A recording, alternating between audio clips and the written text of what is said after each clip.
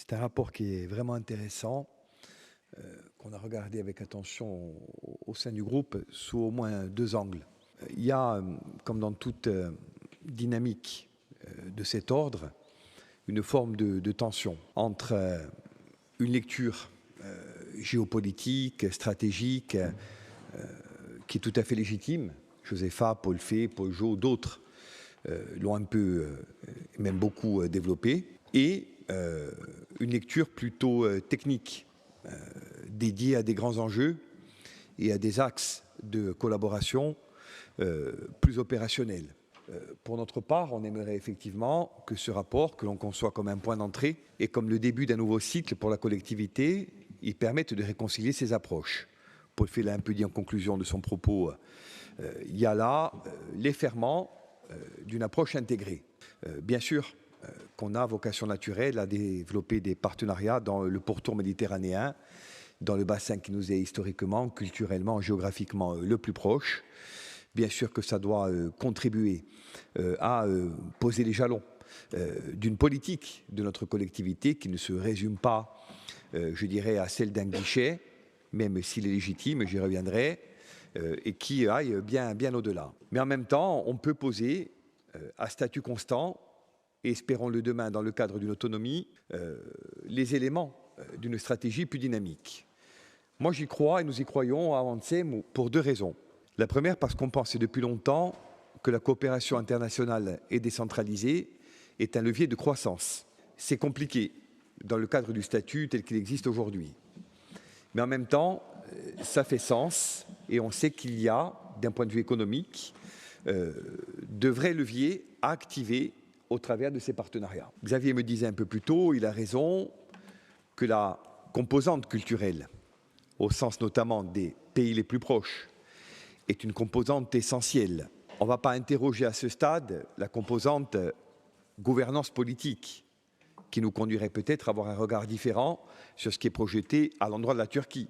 En restant très factuel, Madame la conseillère, et très dédié aux enjeux du moment, considérez donc ce que l'on peut faire en réconciliant ces approches politiques, stratégiques et techniques à moyen constant, comme vous nous y invitez, et ce que l'on peut éventuellement projeter dans un cadre plus dynamique. Après, comparaison n'est pas raison, et je renverrai ce propos à celui de notre collègue et ami Pierre Jong, c'est un peu comme en matière budgétaire. Il y a un moment où il faut nettoyer, Président, les APCP, parce qu'on est dans une logique globale qui nous conduit dans une espèce de tourbillon dans lequel on peine à distinguer ce qui reste d'actualité.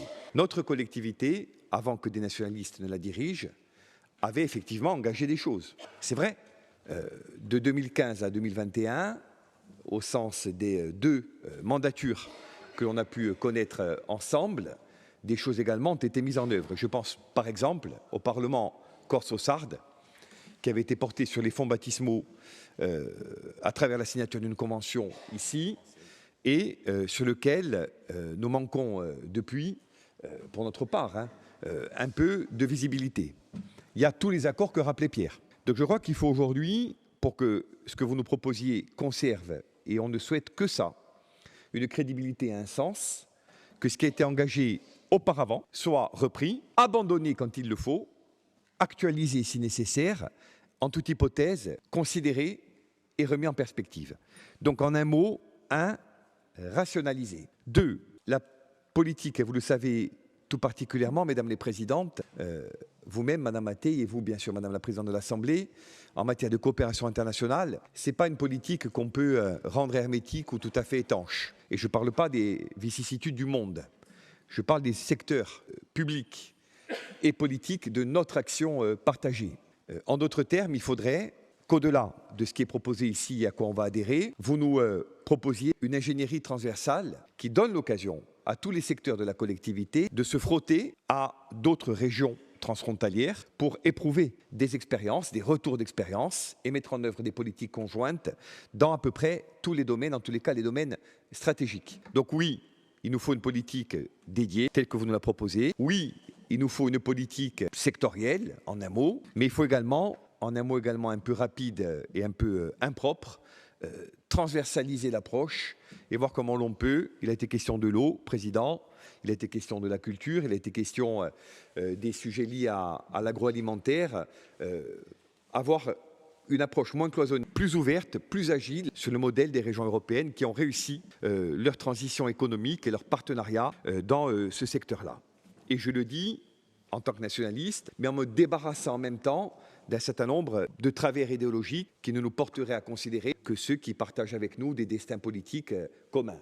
Faisons-le de manière décomplexée et dynamique, et en ayant bien sûr des principes politiques à l'esprit et au cœur, mais aussi une vision qui soit, je dirais, moins tactique et davantage portée vers le long terme. Terminer sur deux aspects. Le premier, je salue Madame la Consul Générale du Maroc. On travaille bien et beaucoup les uns et les autres avec elle et avec ce pays.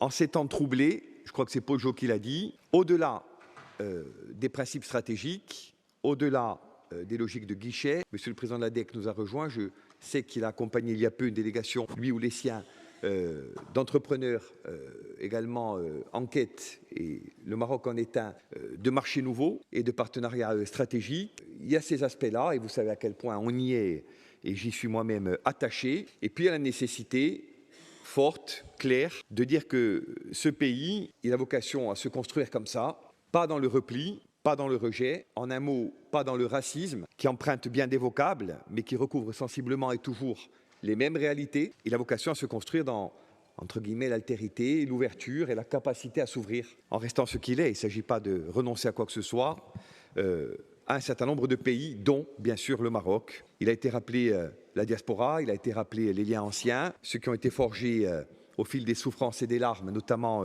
durant la Seconde Guerre mondiale. Et puis, il y a peut-être, espérons-le, des perspectives plus heureuses auxquelles on ne peut qu'adhérer et un avenir plus fécond.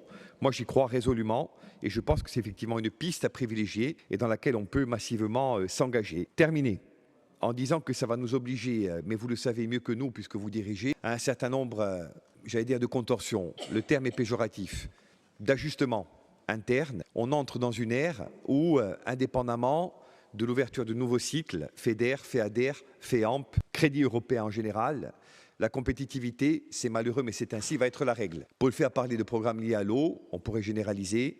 Ceux qui gagneront, on peut le déplorer, mais c'est ainsi, seront ceux qui auront la meilleure ingénierie. On a beaucoup de retard, historiquement. Nos amis sardes sont assez allants sur le sujet, c'est un euphémisme. D'autres pays, nations sans État, font des choses intéressantes aussi. Essayons de voir comment l'on peut ici déployer, j'ai pas de doute et j'ai plutôt confiance, ce degré d'ingénierie, parce que je pense que si la bataille est politique et au plan des idées, il y a toujours un moment où elle devient technique et au plan des compétences. Donc, on peut construire ça ensemble. Je crois qu'il faut qu'on le pose. J'avais eu l'occasion, pour terminer, en tant que président de l'ADEC à l'époque et avec le Québec en particulier, je me tourne vers un certain nombre d'agents de notre collectivité que je salue, qui ont bien connu le sujet, de voir ce qui se passait dans le domaine de l'innovation, notamment de l'aéronautique. On avait l'occasion avec Corse Composite à l'époque de visiter Bombardier et d'être présent à Montréal et à Québec sur des rendez-vous internationaux, sur ces sujets liés à l'innovation, sur lesquels on a aussi des choses à